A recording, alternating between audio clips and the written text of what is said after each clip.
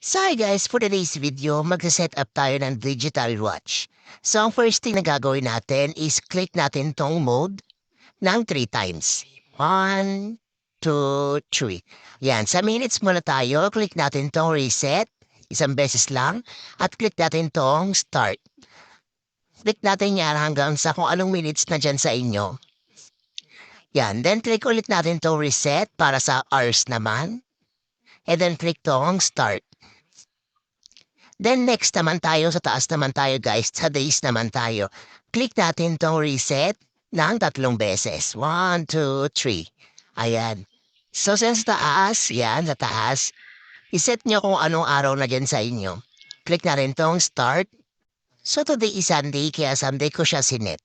So yan guys, pag okay na siya, click lang natin tong mode. Yan, isang beses lang natin i-click yung mode guys ha. Yan, pag click mo yung mode, so ayan na siya. Nakaset up na siya guys, ganun lang siya ka-easy. Sundin nyo lang yung step by step na ginawa natin. Yan lang guys, thank you for watching.